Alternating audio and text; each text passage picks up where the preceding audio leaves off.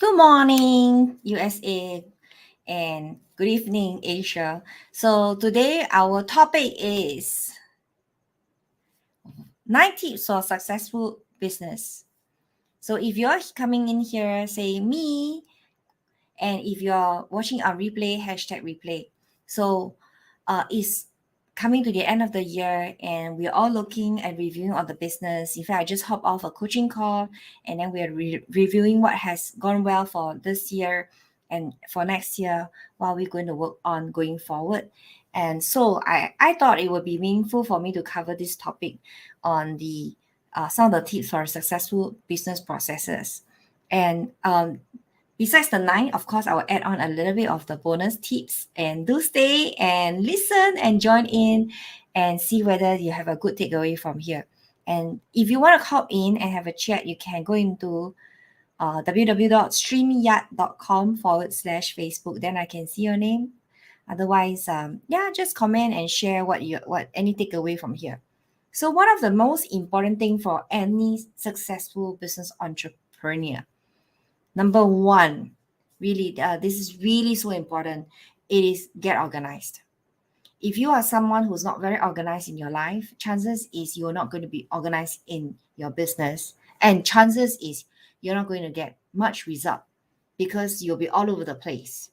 So one of the things that I've based on observations of many successful entrepreneurs and based on experience of when I am more organized and less organized, I do see the main difference in the result. So it will help you stay on track, complete the task required, and stay on top of things so that you can finish what you need to do for the week. So for me, I have stopped using this thing called to-do list. Of course, it's still very common in many people. They have a to-do list. I create this thing called to-do task. Instead of having a to-do list, have a to-do task. Because sometimes within a task, there's many things to be done. And you can't complete all at one go. However, if you set aside the task that's important for you to achieve certain results for your business, it gives you a more forward direction. And if you start listing all the small little things to be completed, you get overwhelmed. I think many people use this word overwhelm often. Overwhelmed in the negative connotation, and then they end up not doing anything. So I would rather focus on having tasks for the week. And when you have tasks for the week, you decide within this task, let's say, because a task can be a very big task. For example, business planning is my task for now. And what I'm looking at is what's working, reflection time, what's working and what's not working, and creating the list of what's working, not working. And then after that, create a list of what can I do to improve the business better. This alone is a task on its own. So instead of rushing to create certain things like a component of design or recording your webinar, whatsoever, sometimes you're just doing all the unnecessary things if you have no clarity on the overall direction. So I would rather you focus on to-do task and then decide within the task what's required to be done. In a different term is to-do list. But however, stop the to-do list because it stops you from procrastination. Yeah, you have a big list, you will stop doing what you need to do most importantly. So once you are able to focus on completing the task, you already completed your to-do list. That's the truth. Yeah. So and number 2, okay, is keep detailed records. Detailed records of your business. So one of the things that I give away earlier part of last year, I think, was a business planning spreadsheet that actually help people to plan their finances, budget it, and track how is it going for them. And having all these detailed records help you to reduce the unnecessary costs from your business, if not whenever not required. And you remember to, for example, end those automated renewals that you don't want. So some of you sign up on program softwares whatsoever. They charge you on annual, charge you on weekly. And when you have this design of the business planning, you will know when to cut these unnecessary ones out of the way. So one of the things that I really focus on is watch the records, what's the financial records, as well as keeping records of all your businesses. Okay, why is it important? I do still have physical records because I actually am engaged external accountant to help me with my accounting. However, when I have a business planning list, design out all the expenses, sometimes you may forget to print out the copy for the accountant. They can look at the overall list. And the other thing is when you have the full list, you record it accordingly. It helps you to track the growth of your business in terms of whether there's good revenue coming in and whether the overheads are too high. So that balance of keeping records allows you to see how does your business stand financially and what are the potential challenges that you're facing with all these costs involved whatsoever, all the designs that you're working on, uh, and also to decide going forward for the next year what is required to be expanded in order to have business growth. So number three, okay, let's move on, is to analyze competition. Know who are your competitors in the business and learn from your competitors. One of the greatest things that I learned from many mentors is don't reinvent the wheel. Don't reinvent the wheel. Do what is already good. Follow your competitors on what is already good in helping them to achieve their business success and add more value rather than reinventing the wheel. And this, when you analyze your competitions, you will realize that, oh, okay, this thing is working for them, what is not working for them. And then you can learn from their mistakes rather than recreate something totally new and then realize that what you're doing is starting from scratch and it's going to be overwhelming for you. So analyze what the competition are doing, what is giving them result, what is not working for them, and then just learn from their mistakes. Okay. Number four, understand risks and rewards. The thing about being entrepreneur is, well, you have to ask yourself what's the downside of the business being entrepreneur. What's the downside? What's the worst case situation that will happen? And when you know what is the worst case, you are mentally and emotionally prepared to ride through the business. Many entrepreneurs start their business in the first year getting excited on what's working in their business. And then when they have to follow through on second year and repeat and rinse, they try to reinvent something differently and then realize that maybe this thing is not working. And then in the third year, they give up. So the thing about working on the business processes is to keep doing what is working and take away what is not working and keep just doing the work and be consistent. So I met some interesting friends in the course of some of my trainings, and especially those who are influencer. Yeah, in I met an influencer business designer consultant, and she was saying that to me that her business growth. She's in her 12th year of being in IG and in her business for about 6 to 7 years. However, what made me realize that it was because she started 12 years ago on IG and keep working on it and find her own niche and then created a business process and is able to stay on track. And that's 12 years of her time. Understanding, learning, inventing, and creating a business for herself. So, in many businesses, in the first few years, you might not reap the full benefit, the full results. Perhaps some small results here and there, just continue to celebrate and keep doing it. So, understanding risks and rewards also mean that, okay, in every market, there is also opportunity. In every crisis, there's an opportunity. So once you understand that, okay, say for example, now is the time where people talks about inflation, recession. So there's a lot of fears, right? However, if you focus on the fears, you're not going to get the result. That's a warning for you, okay? And perhaps, okay, what is the new way of doing business now? Look out for the opportunity. What's the new way of doing business? The market has opened, economy has opened up. So people are back to live, meeting face to face. Online component may not be as strong as per like last year and the year before. So what is it that you can create to have a component of live, face to face, and virtual? Is it necessary? And if you are in a, say, for example, a traditional business, you also realize that during the pandemic 2020, some of these businesses go bust because they don't have the online presence. But what it made us realize is you need to have both components for businesses going forward.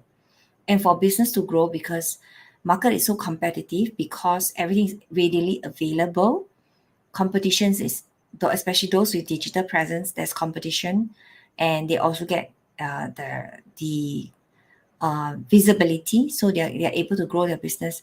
So if you're in a traditional business, maybe it's time for you to look at how can you, instead of, yes, you pass, you actually survive through the pandemic. However, what if there's another pandemic? What if the business climate is totally different going forward? Are you ready to embrace a different way of doing business? So look at the potential, the risks and rewards of pivoting your business differently, and whether it is time for you to move forward and do things and include certain component of the business that you don't do it currently, so that you can actually grow. Number 5, be creative. So always look out for ways to improve your business. So as I'm speaking, I'm also looking at different ways of doing business differently. So one of the things that I also look at is, for the past few years, I've actually leveraged on social media to grow my business. And I would say that I entered a very different market with social media. It was able to give me allow this opportunity for me to stand out from competition, even though I am relatively not in the digital business directly. Yeah, being as a real estate person for 25 years. However, uh, I was able to recognize a new way to do business and improve the business and stand out from the competition, leveraging on social media, leveraging on gifting, leveraging on giving value, and creating this Facebook group that we have grown from 200 to now 2,000 people. So, and I'm also always open to new ideas and creation, because I know that for a business to grow continuously, you must be open and creative. Because chances is you don't know everything, and it is an opportunity to always learn new things by um, watching what other people are doing, and this can potentially increase your revenue source. And say, for example, Amazon started as a bookseller, yeah, but now it is an e-commerce giant. So it is one good example of seeing that if if you start the business in a certain scope, it doesn't stop you from growing differently, because you have to follow the market and adjust it accordingly, so that you can get the clients that you want. So one of the things that I also included into the business is to set aside a time called creative time. So this creative time is to develop new ideas, to look at the business, to add into the business, or even to develop content creation for social media. Okay. So number 6, it shouldn't be number 6 actually. It could be, should be even potentially number 1, is actually stay focused. Stay focused and keep doing it. I mentioned this. My observation is this social media developer, manager, management company. She grew her business 12 years ago. And then, of course, with the pandemic, it also helped her, I believe, because of social media. She's able to grow herself differently. However, there are also many businesses who stayed in business long enough to grow to the level that people are aware of their contributions, their visibility, their credibility in their space. So it's stay focused and keep doing it. So one of the 2023 blueprint design is to actually look at what's working in 2022, repeat and rinse, and what's not working, and then stop doing what is not working and work on what's working now. And number 7, prepare to make some sacrifices. At the very beginning of your business, there's bound to be some sacrifices because you have to put time to look at the business and to work on the clarity. I think the first year typically is finding the clarity of your business, the niche that you want to go in, your exact target audience.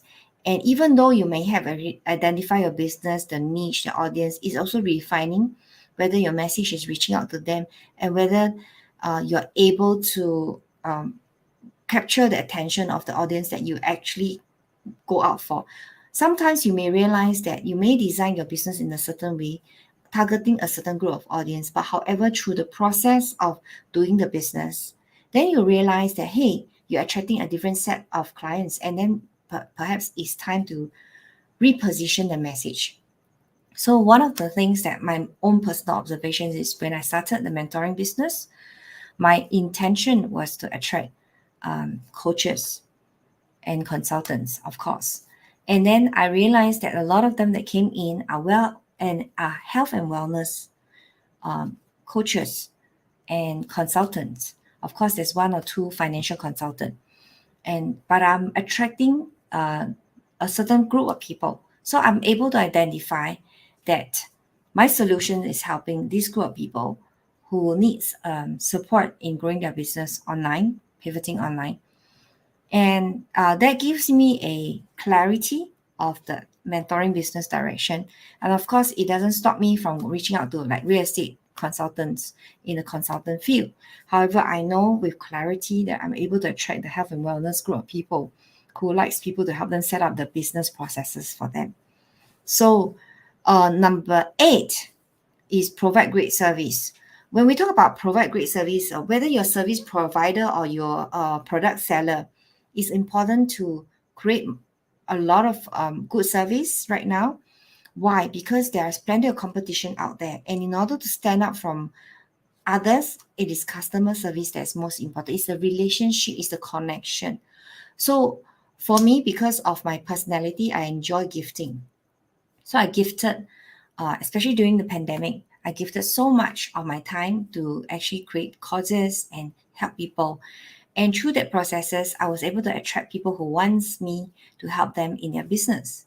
So giving a lot of value even in this Facebook group, giving away components like the tag. If you go into guides and resources, under the guides, you are able to look at some of the resources I posted there in terms of tech, in terms of sharing, in terms of the different components of the business that we work and we use, and the software that I use, and even some of the free software that I use is shared in the different Facebook sharing, is shared in the guides. So give a lot of value to support others in business, even though it is a hyper competitive business environment. What the differentiating factor between you and others, a successful and non-successful business, is the value that you're willing to create, the time that you're willing to put out to support others to achieve success. And by helping others achieve success, you're going to get rapport from those who are totally with you. They become your raving fans, and potentially they could also support to help you refer a new client. So it is about giving value. So undersell and over deliver is sort of my motto that I often use, and keep doing it because people appreciate when you keep giving great value. Okay, so number 9. Also, one of the very important is stay consistent, be consistent, keep doing it. I've been doing this Facebook Live for maybe 2 or 3 years. Yeah, 2 years or so. Whether there's a person coming in to watch, no person watching, I'm still doing this Facebook Live every week consistently and focus on giving value and on topics that potentially will get interest. So if any of you have any interest in any topic, any questions that you want to post, go ahead and post so that I can cover in the Facebook Live that we have every week to share something. So hop in here and watch the Facebook Live. Hi, Helena. Great to have you here. Yeah. So if you're someone totally new and in business, or you're already in business for a while, and there's some questions that you want to post, go ahead and post here. Even in my group coaching, I meet them every week, like a mastermind group. There is a lot of good sharing in the group, and good ideas being done because people are willing to share. It is no longer a time where it is purely based on, I'm a fighter, I do my own business, I will compete with everyone else. It is a time for collaboration. And let me share with you one great example. I went to a hawker center in Singapore, and I think most of you know about. If you're in Singapore, you know about this. There is this hawker center called Kovan. There is this one store that sells minced pork noodles, Chinese minced pork noodles. And next to the store, there is another store selling minced pork noodle. And it always amazes me when I go there and order from this store, because both are selling almost the same thing. And both, they have queues, long queue. Then I enjoy observing it, and I realize that they are actually friends. They are, or maybe even relatives. I'm not sure. I haven't really asked them. They are in fantastic relationship, and they are not in competition with each other. They just do their own business, and they just focus on their own customer. And what I think is important is, I guess, when people queue, and if the queue becomes too long, there's an alternative store next door, the same food that you want to have, but it's just next to it, and you jump to the next queue. So when I went there, I was watching, okay, oh, this queue is a bit long today. So I hop on to the other queue in order to actually save a little bit of time, even though I realized it could be quite close. So there are people like that, or there are also perhaps some old customers who prefer a certain style. The hands of the person is slightly different from the other one. So it is not really a collaboration, but it's leveraging on each other's strength and the same product. However, they just focus on being customer centric. And uh, gone are the days when you just focus on yourself. Chances is you might want to look at collaborating with others to expand your offer, collaborating with others to create opportunities for your clients, so that um, everyone takes away something. So it is information is readily available in Google these days. However, the human connection is something that's important. So if you collaborate with others, you might not have the kind of maybe rapport with someone. However, your joint partner could have a connection with the other party, and then as a result, you actually expand your business to a space that you cannot imagine. So it's not just about, oh, you're afraid of competition, you're not willing to share. However, really show up and be willing to collaborate and include new ideas in your business. With another head, perhaps you also have more processes that it can be helping each other. So in my mastermind weekly, in my group coaching, they actually come in and help each other with the businesses. And as a result, people get more ideas, people get more opportunities, the new ways of executing business differently. And that's what they enjoy coming in every week to dump ideas, or sometimes for me to focus on a certain area of coaching and processes. So for Christmas, okay, I'm just going to offer this special Christmas offer for only a few days this week. If any one of you're interested in a breakthrough call, you want to hop in with a breakthrough call with me, I'm happy to spend 2 hours of my time only for this week. And there's very limited slots, maybe just 2 or 3 slots, and you can actually have a deep dive with me. Yeah. So just hop on this link that I'm going to share with you and just book in your call. And yeah, and let's have a chat and see what is the thing that you need in your life, in your business, in your relationship that needs some breakthrough. And I'm happy to serve you. So this is something that I enjoy and helping people. And this is my Christmas gift for you for now. Thanks, Lauren. Stella always give and gift. Yeah, this is the time of the year. If you've actually come into this breakthrough course before and you really want to look at your business process or your own life differently, just hop in. I'm always here to offer this at a limited offer. Yeah, like for this week, I'm only taking about 2 or 3 breakthroughs so that I can help you in your life, in your business, in anything that you need a major breakthrough in your life. Yeah. After that, I am actually shut calendar for any of all these breakthrough calls. So if you need this, just hop in and I'm happy to serve you. So 9 ways to grow your business consistently, 9 successful business tips. Of course, I love to add something else, and that's the thing about businesses now. It's a component of automation and being visible on social media. I would add that as 10. The bonus one is to show up on social media, whether it's in the Facebook, whether it's in the IG or TikTok. Choose a social media that you can focus on to grow your visibility, your business, so that people know you what you have to offer to the world. And this is actually free advertising, and start working on some parts of business with some digital component so that you can automate some of your business process and help your business grow exponentially. So this is one tip that I want to really share with you. It's nothing new. However, this is something that has helped many major businesses grow, especially during the pandemic, and it will continue to be the case going forward in life. Yeah. So um, being able to understand the different ways of planning out a business is important. So I will be covering, if anyone is interested, I will be offering a special Christmas offer to design your life and design your business. This is something that has worked very well for many of my business clients, and you want to consider that. And if you're interested to know more about that, yeah, just put in the DM me. Yeah, DM me and I will send it to you so that you can have a look whether there's something that you want to consider to hop in. It's something that I almost give away for Christmas. Yeah, it is something that you want to look at so that you have time. Yeah, and start ahead of everyone for your business. So that's all for now, and I enjoyed this time with you every Tuesday. I look forward to seeing you guys next week, and next week will be an interesting Facebook Live.